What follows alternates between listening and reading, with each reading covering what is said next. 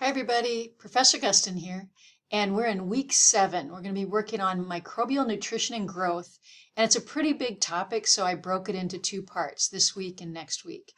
We're going to start kind of incorporating a lot of the things we've been talking about, the basics of microbiology, and applying them to how bacteria grow and what conditions they grow under and why that's important. So what do I have? You found the video right here. We have lecture study guide. Actually, before I progress further, I wanted to comment on exam number 1 that we had last week and the lab practical. And I know it was a big week and there was a lot to do, but you knew it was coming. So hopefully you were ready for it. If I just start with exam number 1, it went pretty well. I mean, the average was actually relatively high compared to other classes I've had. And so you guys, there were a lot of people that did really well. I had a lot of A's. In fact, A was the most common grade.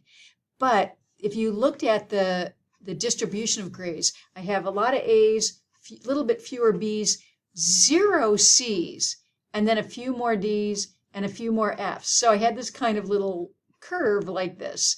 And it's kind of like you either really knew it or you really didn't. And that typically comes down to studying. And I know it's kind of hard in a class like this where you've been doing everything, that you can look at your notes, you don't have to remember anything, but it catches up to you when you get to the tests. So one of the things I would recommend is when you do those lecture study guides to actually review them before you do the adaptive learning assignments. And because try to do these assignments by recalling what you've learned, what you've studied. And that will give you a way to kind of practice that information. And the other thing is, remember that you can go back into these lecture assignments. Gosh, I forget what they call it, recharge. If you go into McGraw-Hill Connect and this lecture assignment's still there, it'll be labeled as recharge, like after the due date. And you can do it again. It won't change your original grade, but you can practice those questions and see how much you can remember, not just how much you can look up to get the answers right. It's not just important that you get the answers right, it's that you get to practice the material and that you learn the content. So I think studying is a big one. Remember also that I take all the questions for your exams right from the learning outcomes in your lecture study guide and the vocabulary. So go down those handouts and practice that.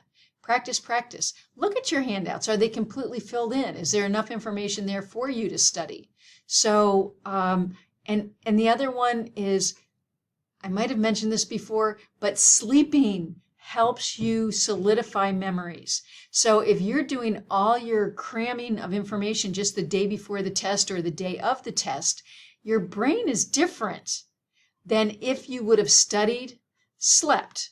And I mean sleep, like sleep overnight. So study on Tuesday, go to bed Tuesday night. Study on Wednesday, go to bed Wednesday night. Study on Thursday. So do a little bit each day, and sleeping and time helps incorporate those ideas. You're much better off doing many short study sessions than doing one huge one.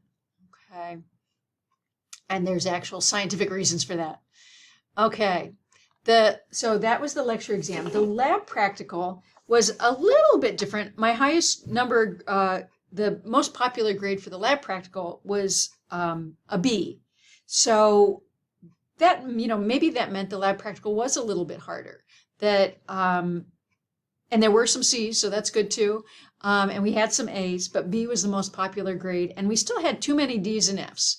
So the lab practical is a little bit different. It's a little bit different information. You're using all the answers to the questions should be in your lab your lab handouts.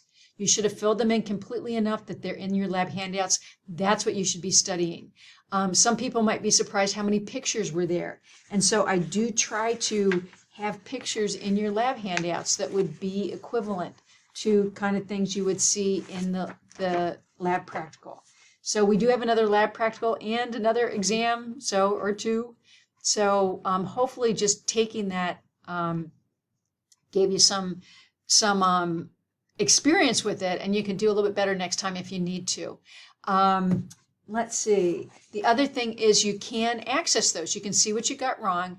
You go to your you go to your grades and you click on after the due date, which is now, and you can click on the lab practical or click on the exam, and it will show you what you got wrong.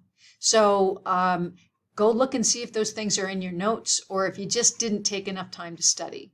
So probably for most of you, the key is study, study, study. Okay, otherwise, we have week 7. We're going to be working on microbial nutrition and growth. There's your lecture study guide. We've got a bunch of videos. I put a little extra osmosis video here. Some people get osmosis right away. Other people need a little extra help. So, and if osmosis isn't clicking, let me know, because it's even important in nursing for you guys that are going into nursing. So it's one of those things that you really should understand. There's an adaptive learning lecture assignment, a lab handout, and a whole bunch of virtual labs, but no lab quiz. So your whole lab grade is all these virtual labs. Okay, everything is due on Sunday, a minute before midnight. Let me know if there's anything going on, you need some help, or just want to chat. You guys take care. Bye-bye.